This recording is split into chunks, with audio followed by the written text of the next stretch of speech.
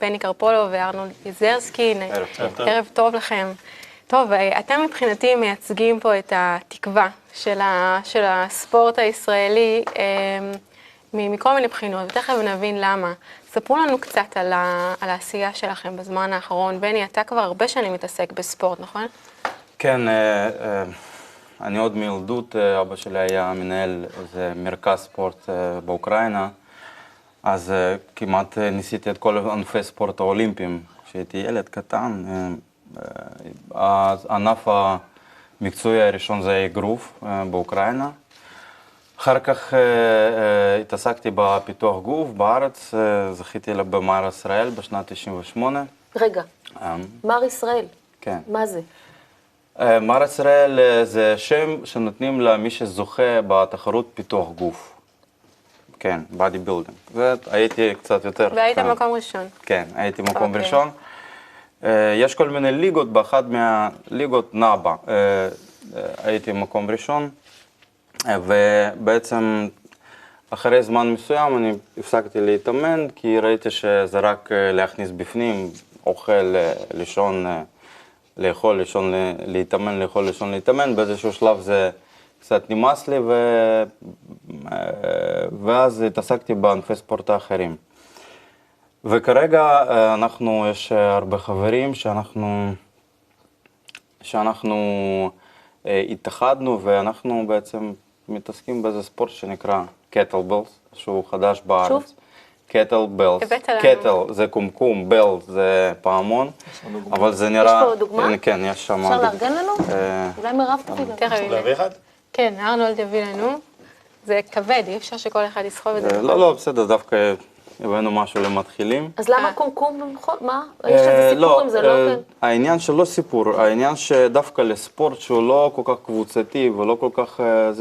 הלבשנו את העניין הזה של ביחד, כי זה ספורט שהוא דורש הרבה מאמץ, הוא דורש הרבה מאוד כוח סבל, זה ספורט קצה מבחינת סיבולת. שאני אחזיק כאילו? זה 12 קילו, בדרך כלל ילדות, עד גיל 16 מתחרות את זה, וזה ילדים ממש, כן, מתעסקים עם זה, כן. לא. אז אתה אומר, זה ספורט אינדיבידואלי שבעצם נועד זה לפתח את בעצם ספורט אינדיבידואלי שבלי עזרה ובלי עידוד בעצם כמעט בלתי אפשרי להשיג איזה שהם תוצאות. נראה חייזר. זה משהו כזה, בארץ זה בטוח חייזר. זה הגיע מרוסיה, מ-1800 ומשהו, שהתותחנים היו מכניסים את הכדורים לתוך תותח, אז היו פשוט, הרכיבו את הידית, שהיה אפשר יותר פשוט להשחיל את זה לתוך התותח. ובאיזשהו בוקר הקפרל שלהם ככה מאחורי השיחים מסתכל שהם עושים ג'אנגלינג עם זה. פשוט הם היו צריכים להתחמם בקור איזה מינוס 35 מעלות, ומזה זה התחיל מג'אנגלינג, זה התחיל מקרקס, ואחר כך זה, כן. איך הכל התחיל ממלחמה, ואיכשהו הספורט, אומרים על הספורט אגב, שהוא איזושהי סובלימציה של היצר המלחמתי שלנו. נכון. תסבירי לי סובלימציה, עידון, כאילו שאת כל היצרים שפעם היינו מבטאים אולי בשדה הקרב, אנחנו מעדנים אותם ומבטאים אותם בצורה יותר ידידותית ופחות... חוץ מכדורגל. חוץ מכדורגל. כן, לא תמיד זה עובד לנו, השליטה העצמית לא... זה נראה לי, כדורגל זה כמו נהיגה. את יודעת, אני בעד חיבור, אני בעד אום וזה, עד שמגיעים למגרש. רגע, אני רוצה רק להבין אבל מבני, מה באמת מיוחד בנבחרת הזאת שיצרתם? כן, העניין שאנחנו פשוט רצינו לאזן קצת את העבודה השכלית פנימית שאנחנו עושים, אם הגוף גם צריך ביטוי לזה, הוא צריך כל הזמן עיסוק, הוא צריך כמו, אם יש לי איזושהי חיה, לידי אני חייב לתת לה אוכל, חייב להוציא אותה לטיולים, אותו דבר הגוף, הוא חייב כל הזמן תנועה, גם כן, אז יש יותר שקט פנימי, זה גם אין יותר מדי הפרעות, כל מיני פיזיולוגיות שמפריעות לך, ואז פשוט אחד מאיתנו היה פעם היה מיכאל, קוראים לו מיכאל ברושטיין, הוא היה מאסטר בספורט הזה ואמר, לא צריך הרבה מקום, לא צריך הרבה זמן, יש משקולת אחת קטנה, יש כמה תרגילים שאפשר לבצע ולהוציא את כל המרץ של הגוף, והתחלנו להתעסק עם זה. כקבוצה. כל אחד התחיל להתעסק בפינה שלו, עד שהבנו שאי אפשר בלי עידוד, בלי עזרה אחד עם השני. כמו שאנחנו רואים במכוני כושר, צועקים קאמן אחרי כל חזרה, אז גם כאן, בלי שיש מישהו שממש רוצה, מקרין עליך איזה רצון והשתוקקות שאתה תרים יותר, אתה לא יכול להרים יותר, כי זה איזשהו מחסום מנטלי. רגע, ארנולד, אתה כבר שנה מתאמן בקטלבלס ביחד עם הקבוצה, מה זה עושה לך? טוב, אני לא כמו בני, אף פעם לא הייתי בספורט המקצועני, אבל תמיד הייתי חובב ספורט. לא לצפות, להשתתף. וניסיתי גם את רוב ענפי הספורט, לא את כולם. אני חושב שחוץ מהקבוצתיים, כמעט את כולם. לי, קודם כל, אני פשוט התחלתי כי יש לי כתף פרוקה, ויש לי 2 ילדים שצריך להרים אותם כל הזמן, בני 2 ו4, ולסחוב אותם, ללכת איתם 100 מטרים. פרקטי, אוקיי. כן, הייתי רואה את הנבחרת מתאמנת, ויום אחד החלטתי שאני מצטרף. וראיתי שקודם כל, בעבר גם עסקתי גם קצת במשקולות, פיתוח גוף, אבל זה היה ככה בעבר הרחוק, ועכשיו פשוט ראיתי שאני גם מתחזק, גם אירובית אני מרגיש יותר טוב, וגם יש איזשהו עניין שגברים מזיעים ביחד, יש ביניהם חיבור, אני לא יכול להסביר את זה. אני צריכה פה את המומחה שלנו. אין לי משהו להסביר. זה נכון כאילו? גברים מזיעים ביחד, יש ביניכם חיבור? אני יכול להגיד מענפי ספורט קבוצתיים או מצבא, שיש 2 מקומות שמזיעים הרבה, ששם זה עובד. צבא. אז רגע, אתם גם ארגנתם איזושהי תחרות מאוד גדולה. כן, נכון, היו לנו 2 תחרויות אליפויות ארץ בקטלבלס, והשתתפו שם כל המועדוני קרוספיט, שזה מאוד להיט בארץ, ואנחנו זכינו שם מקום ראשון. בתחרות גם ראשונה וגם שנייה שהייתה באוניברסיטת תל אביב, בקמפוס סיים. ועכשיו בסוף החודש, ב-29 לנובמבר, אנחנו עושים תחרות למקצוענים, בעצם בונים נבחרת לצאת לאליפות אירופה שנה הבאה, שיהיה בהמבורג ב-2015. תחרות תהיה בקרוספיט חיפה, בחיפה, ב-29 לחודש. כולם מוזמנים לצפות. מה הערך המוסף באמת של התחרות? אולי ארנולד או בני? תחרות, יש איזה ספורטאי שאמר שהפילוסופיה של כל ספורט זה שאתה רוצה להוציא מהיריב הטוב ביותר, גם לא מעצמך. זאת אומרת, והתחרות זה עוד 3 מרכיבים שיש גם קינה, גם תוות וגם הרבה תאווה.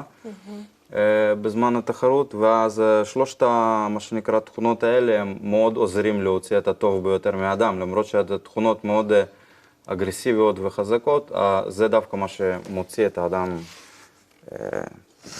למדרגה הבאה. אתה אמרת שזה קבוצתי, זה נבחרת, נכון? כן. אבל בעצם מה קבוצתי בזה? הרי זה תלוי במה כל אחד ואחד מהנבחרת מצליח לעשות, או שיש לכם, אתם מוסרים את הכדורים, מה הקבוצה פה בעצם משמעותית?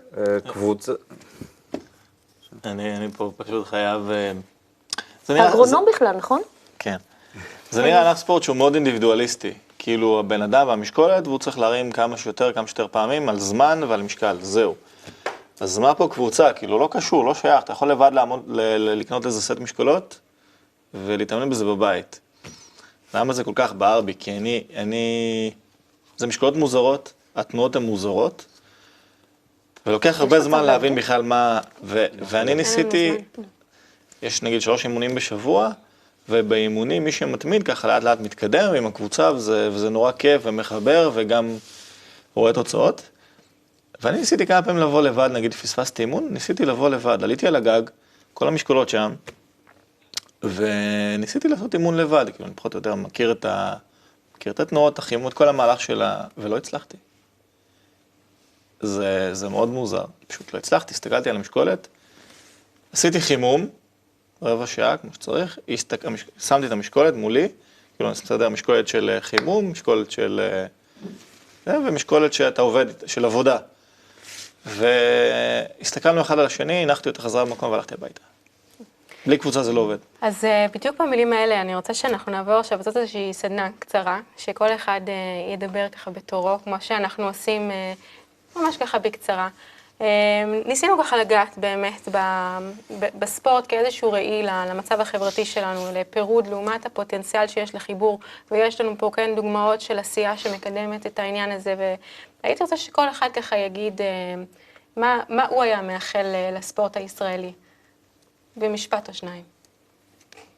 לכל אחד צריך לא, להגיד משהו. בסדנה כולנו שווים, כן. דניאל, זה לא צריך להזיע. אני חושב שנאמר פה משהו מאוד חשוב. זאת אומרת, בלי החיבור הזה, זה לא עובד. בלי הביחד הזה שדוחפים אותך, זה לא עובד. וככה אנחנו רואים את זה, לטעמי, אנחנו צריכים לזכור את זה בכל תחום שאנחנו רואים. התחום העיסוק שלי הוא סיקור ספורט, אז אני אגיד על הספורט בדיוק את זה. אנחנו צריכים להבין שבלי החיבור, של להבין שיש לנו את אותה מטרה על המגרש, אף אחד לא מרוויח. בלי החיבור הזה של הקהל, שהקהל צריך ליהנות, והספורטאים צריכים ליהנות מזה שיש קהל, אנחנו לא נצליח להגיע למטרה פה של הספורט, ומטרות מעבר לזה, זה כל אחד שיגזור לעצמו. מירב, במשפט? אני מאחלת לספורט ולאומנות לקחת את עצמה קצת פחות ברצינות. אני חושבת שהאמוציות יהיו הרבה פחות אינטנסיביות. ולהבין שזה בעצם, כמו שאמרת קודם, זו דרך סובלימטיבית, זו דרך לפרוק מאנשים גם מעצמך כשאתה יוצר או כשאתה ספורטאי, וגם מהקהל שלך, איזה רגשות שזה הדרך לתעל אותם למקום חיובי. ואני מקווה שנזכור את זה. בקצרה? ארנו? כן, במשפט ככה, מה אתה מאחל? שנלמד להתחבר דרך הספורט ולשנות בוא נגיד, את המטרה של הספורט לכיוון הזה, ולא... התחרותיות בספורט תמיד מאוד הציקה לי. אני הייתי רוצה להפוך אותה. אני חושב שלישראלים בכלל יש הרבה פחות אלימות מכל העמים האחרים, ויש הרבה יותר נתינה בתוך ישראל. אז אם אנחנו נוכל להראות את זה דרך הספורט, אז גם כל העולם, גם אנחנו נתחיל לעשות הישגים מאוד גדולים בספורט, וכל העולם יכירו בנו כספורטאים טובים. טוב, חברים, אין לנו כל כך זמן. אני רוצה להגיד תודה רבה לכם שהייתם. לי אישית נתתם תקווה, ואני חושבת שעם אנשים כמוכם והרבה אנשים טובים שיש לנו, אנחנו נצליח. נתראה בפעם הבאה בערוץ 66. להתראות.